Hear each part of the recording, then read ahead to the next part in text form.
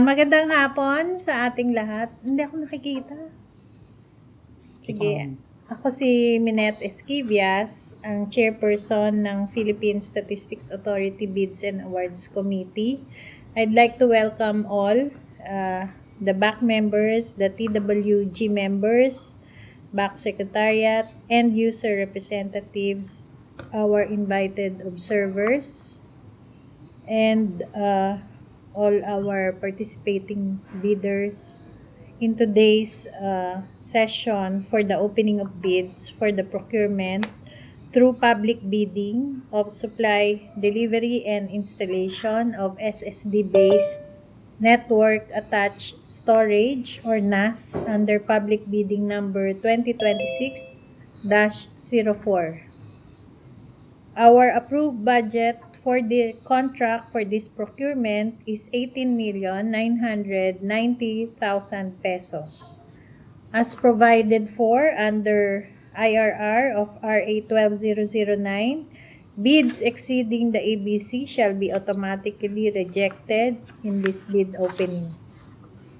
At this point, I'd like to request first our BAC Secretariat to make a roll call of all participants in today's bid opening. Thank you, Madam Chair. So good afternoon, everyone. So you have just heard our presiding officer, our BAC chairperson, DNS Minette Esquivias. We'd like to acknowledge joining us online is our Vice Chair, Attorney Butch Batali of our legal service. Attorney Butch, good afternoon. Good afternoon po. Thank you, Attorney Butch. Likewise, we're acknowledging also the online presence of our budget chief, also a member of the PSSBs and Awards. We have Ms. Denise Carlas Natarte. Ma'am Denise, good afternoon. Magandang hapon po. Thank you, Ma'am Denise. We also have here with us this afternoon our Assistant National Statistician for Information Technology and Dissemination Service, who's in charge for this project. We have ENS Jing Halisan. ENS Jing, good afternoon. Good afternoon po.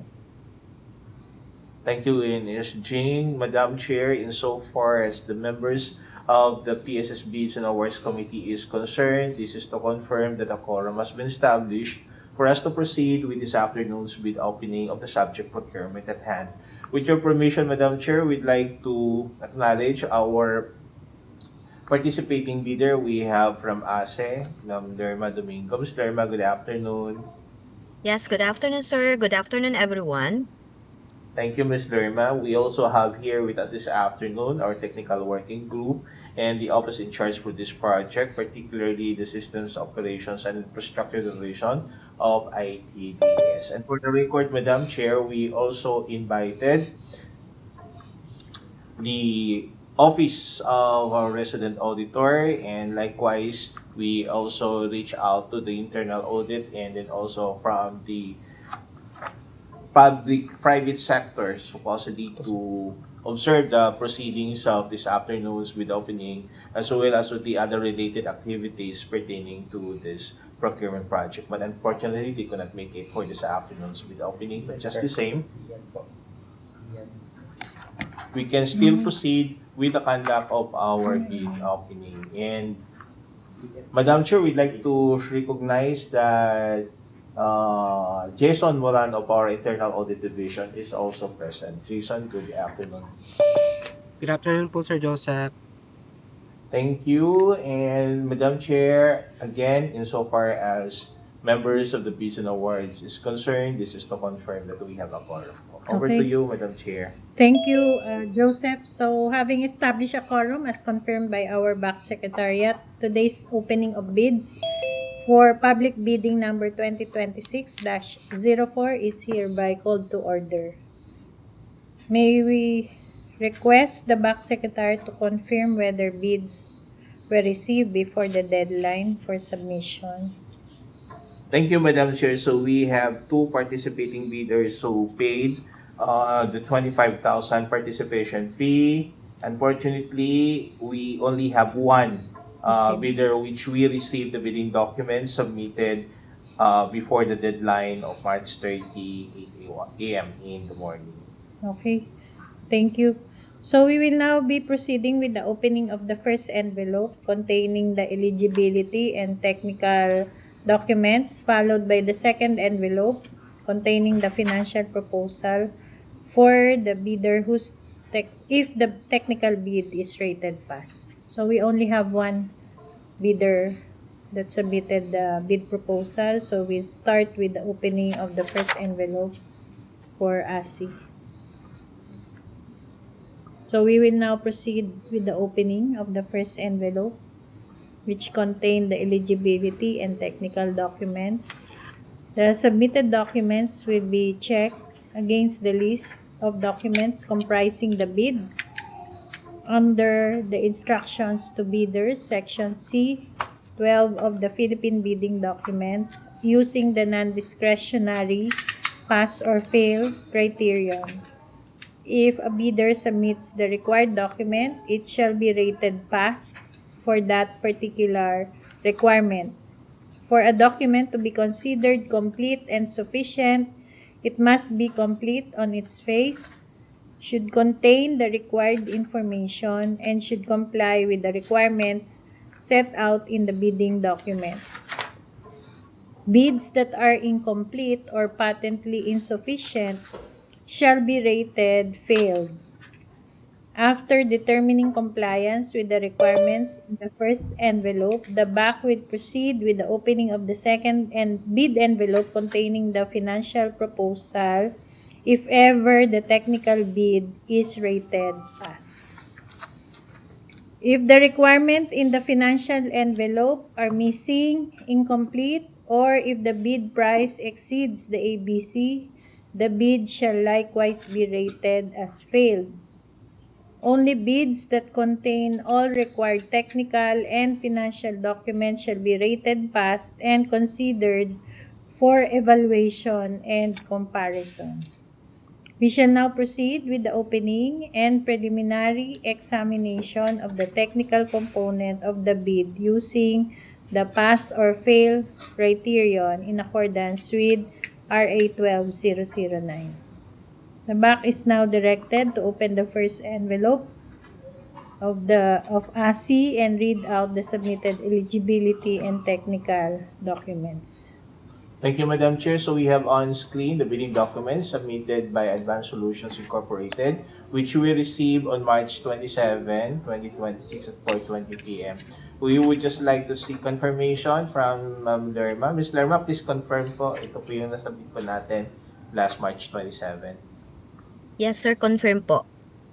Thank you, Ms. Lerma. So back set.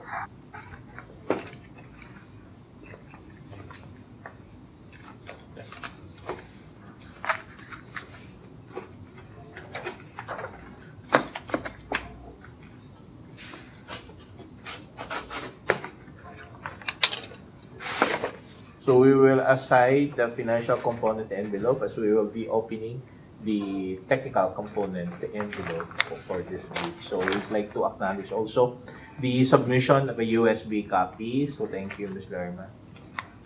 So for the technical component, we'll start with the required documents pertaining to the technical and eligibility documents.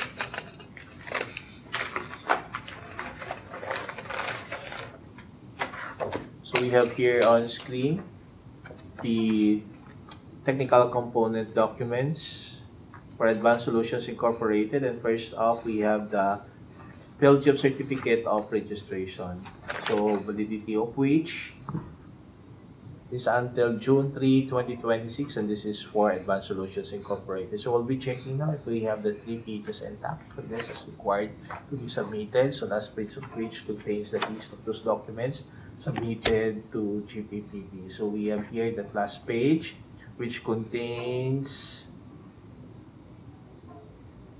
those documents as submitted to GPPB. So Madam Chair, on the acceptance of the submitted Belgium Certificate of Registration. Okay. So for the PhilJEP's Certificate of Registration, the submission of ASI is rated pass. Thank you, Madam Chair. So we'll now proceed to the statement of the SLCC. largest completed contract of is LCC. So similar contracts, let us take note, supply, delivery, installation of NAS or installation, supply, delivery, installation server. So we have here on screen the submitted SLCC matrix. This is with the DOH. And the date of contract is March 14, 2024, and this pertains to the supply, delivery, installation, configuration, and commissioning of physical servers in the amount of 23,017,360.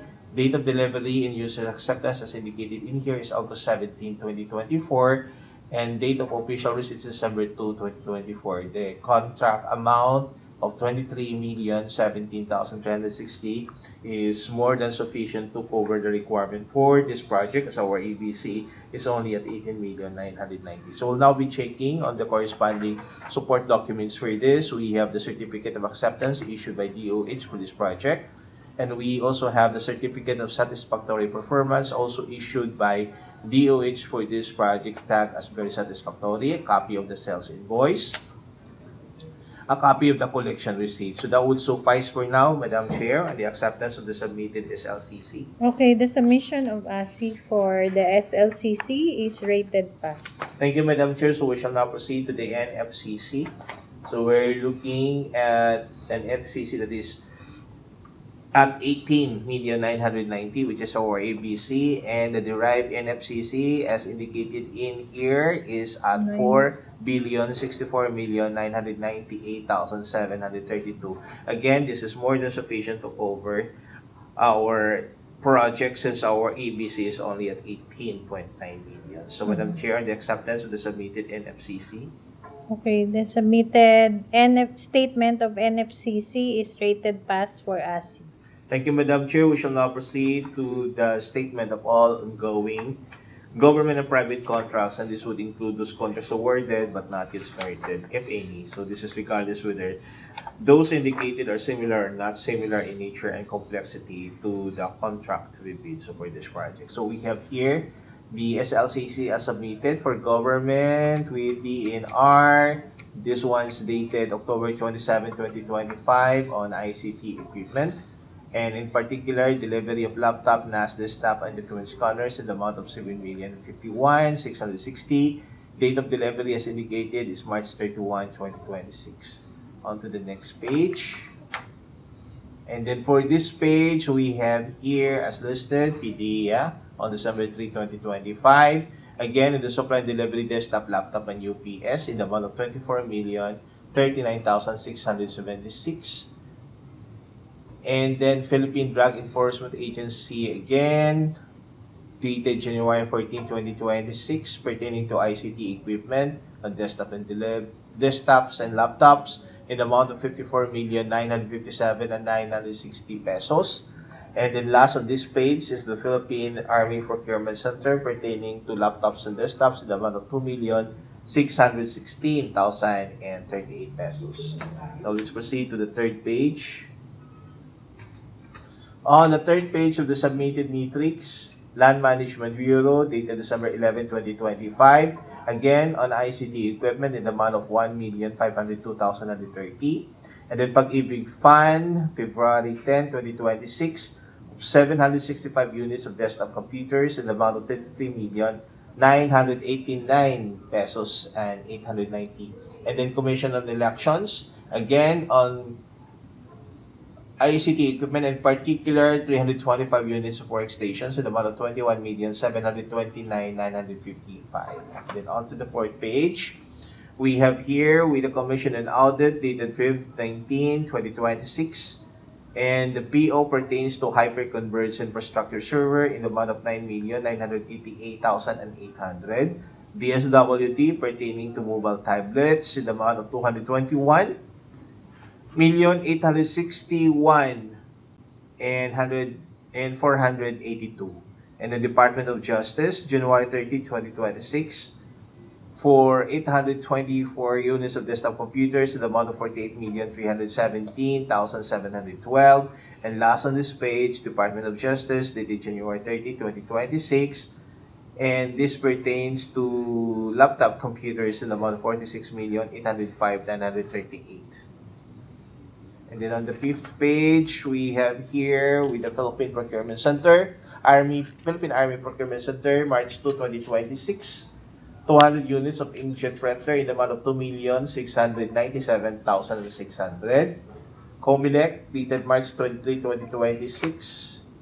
Installation of 9 units rack mountable servers in the amount of 7,987,000. And then PRC, Feb 16, 2026, laptop computers in the amount of 1,932,000. And then on the 6th page of the Professional Regulation Commission, dated Feb 16, 2026, desktop computers in the amount of 2,612,800. Still with PRC, Feb 16, 2026, on laptop computers in the amount of 3,460,000.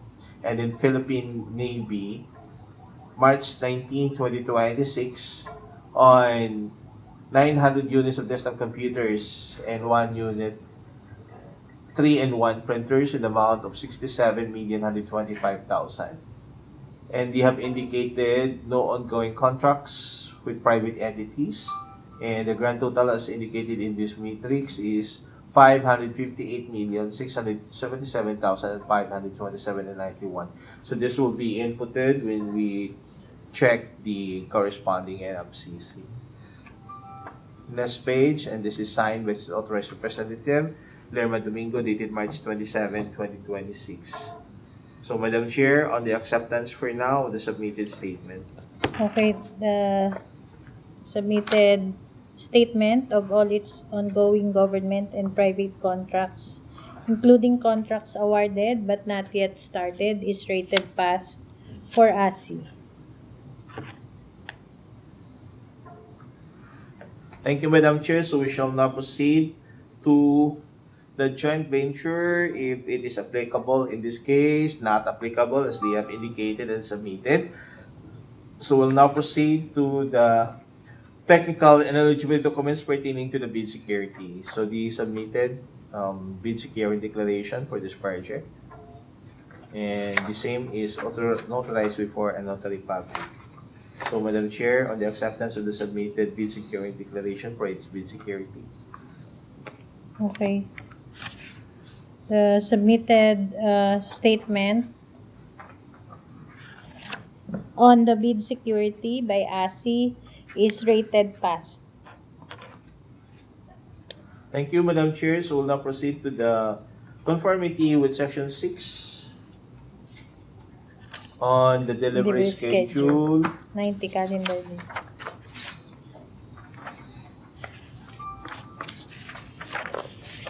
Nakalagay. So this is the certification that this, with regards to the production delivery, that they are complying with 90 days with the 90 calendar days. So on the schedule of requirements on the next page, so they have indicated their statement of commitment to comply with the 90 calendar days. So, Madam Chair, on the acceptance of the submitted commitment. Okay. The submitted statement of commitment to the schedule of requirements by ASI is rated pass. Thank you, Madam Chair. We shall now proceed to Section 7 on the technical specification and check on their conformity.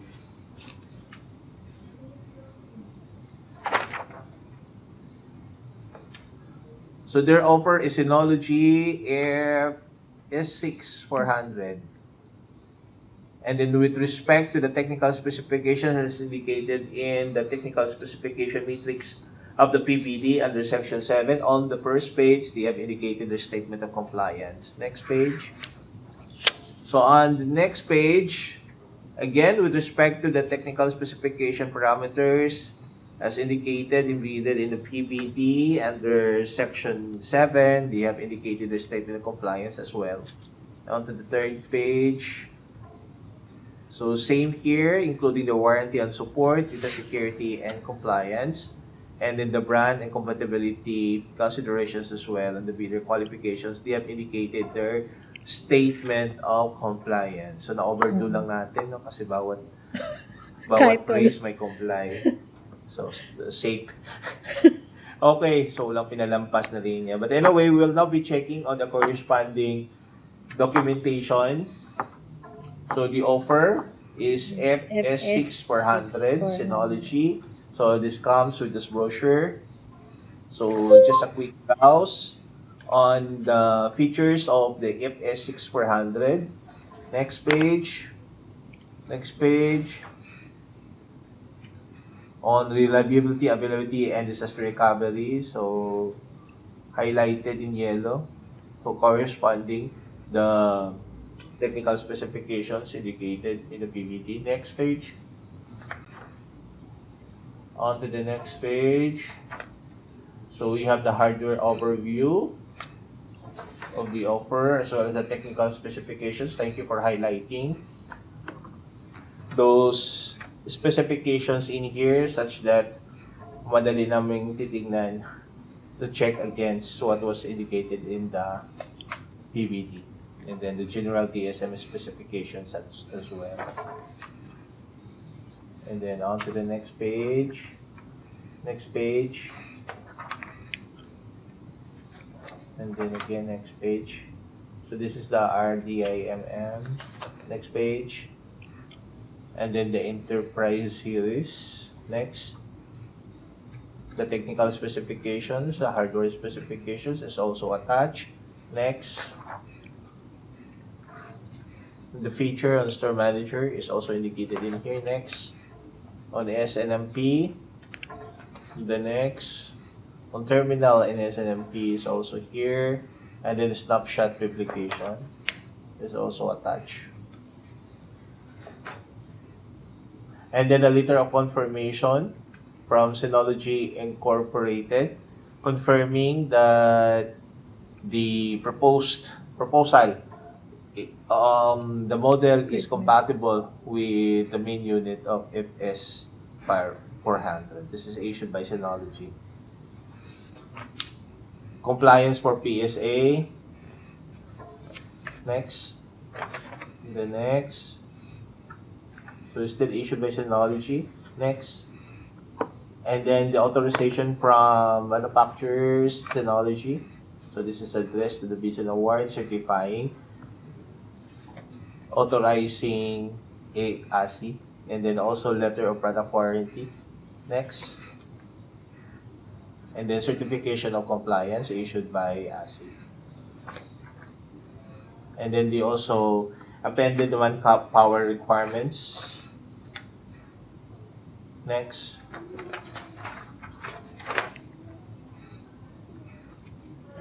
Now also the list of manpower support personnel for the 24/7 support, and also certification on after sales parts. Next. On the warranty and support. So that would be all, Madam Chair. So again, this will be checked by the technical working group, of course, by the Bids and Awards Committee during the conduct of the extensive evaluation of the model and brand that is offered by ASI. Okay, Madam Chair. thank you. So the statement of conformity or compliance with our technical specifications for this procurement, ASI is rated pass. Thank you, Madam Chair. So we shall now proceed to the omnibus horn statement.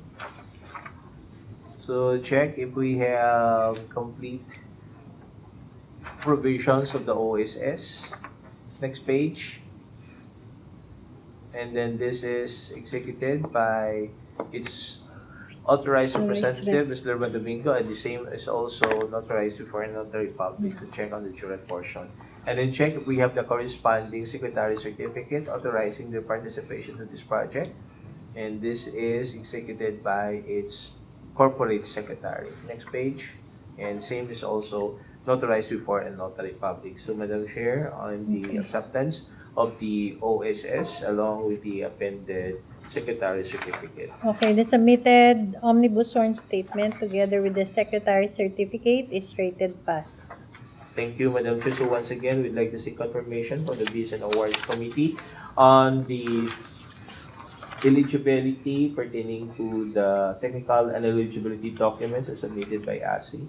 Having passed all the technical and eligibility documents, ASI is rated eligible, is considered eligible.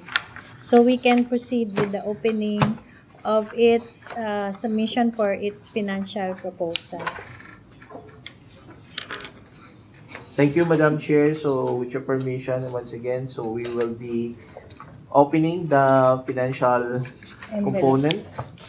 So we have here the financial component envelope as submitted by ASE. So again, our ABC is at 18,990,000 pesos. So we'll be looking into an offer which is below 8,990,000 pesos. So we'll be checking on the submitted tender of Advanced Solutions Incorporated.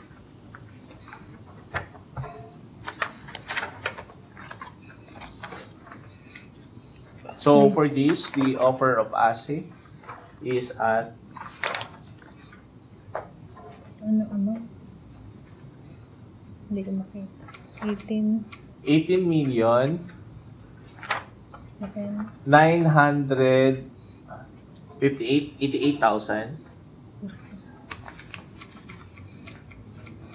So again, that's 18,988,788 pesos. So which is below the ABC of 18,990,000. So we'll now be checking on the corresponding price schedule on this. So check on the consistency of the bid offer of 18 million, so particularly on column 10. So that's 18,988,788 pesos. So Madam Chair, on the acceptance of the bid offer of Advanced Solutions at 18,988,788 pesos. Okay, the submitted financial offer of ASI in the amount of 18,988,788 pesos is rated pass. Thank you, Madam Chair. So we have now a single bid as read, as we only have one bidder for this project. So our single bid as read is pegged at 18,988,788 pesos. Over to you, Madam Chair. Okay, thank you. So we have the single bid as read, as mentioned by our back secretariat. So we will now be proceeding to the next stages of the procurement process. The back, through the technical working group, will conduct the detailed evaluation of the bid submitted by ASI to determine whether it will be the lowest or the single calculated bid. Then the bid evaluation process shall be completed within 7 calendar days from today. And during this stage, no communication shall be entertained from ASI except when the back through the Secretariat formally requests clarification in writing.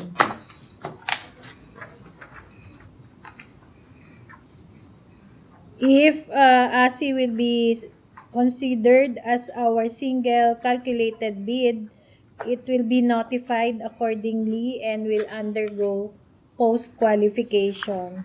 So we will send a notification should ASI pass the evaluation stage. During the post-qualification, the back and the technical working group will verify and validate the legal, technical, and financial documents submitted by the bidder to determine compliance with the requirements of the bidding documents.